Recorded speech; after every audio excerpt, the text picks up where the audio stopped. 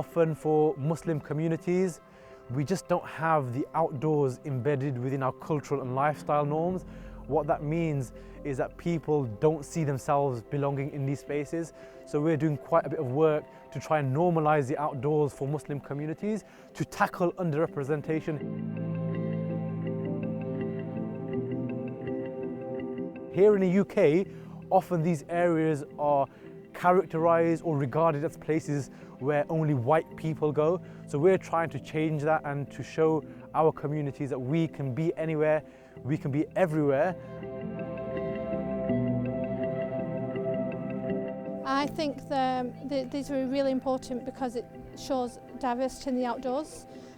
Living in a community where you don't see a lot of colour in the outdoors, for me, I wanted to promote that, and joining this group, it's helped me to also show others that we can get outdoors and be active.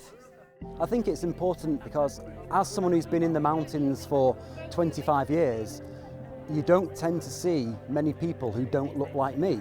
And the mountains and the countryside is for everyone who lives in this country. So I think it's vital that work like this goes on to encourage people who perhaps don't feel they have a place in the countryside, that they absolutely do. It's a nice way to be outside and be removed from your day-to-day world, so you can just enjoy the outside. But I've also found that it's a nice way to just reflect on Allah's creation and be able to kind of enjoy the nature. I mean, you've got the birds behind us. That's not something that we get a lot in London.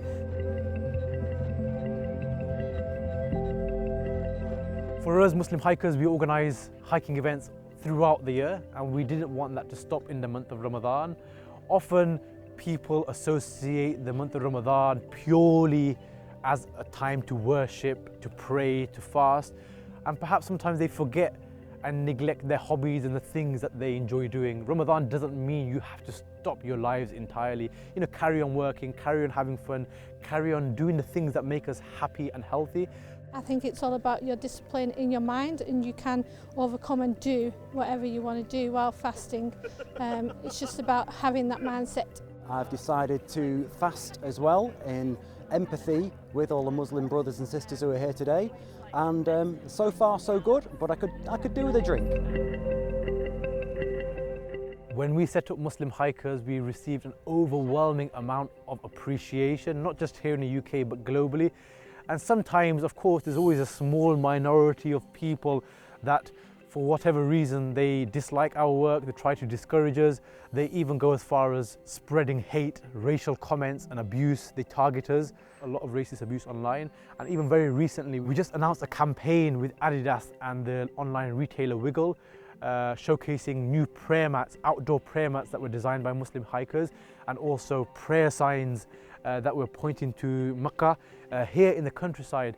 And when we announced this, we received so much abuse online. It's from a minority of people, but there's such a volume of racist abuse that is being targeted that we need to acknowledge that Islamophobia does exist. It exists here in the UK, it exists globally, it exists in politics, it exists in community, it exists everywhere, and we need to speak up against it, and that's what we as Muslim hikers have been rallying towards and against.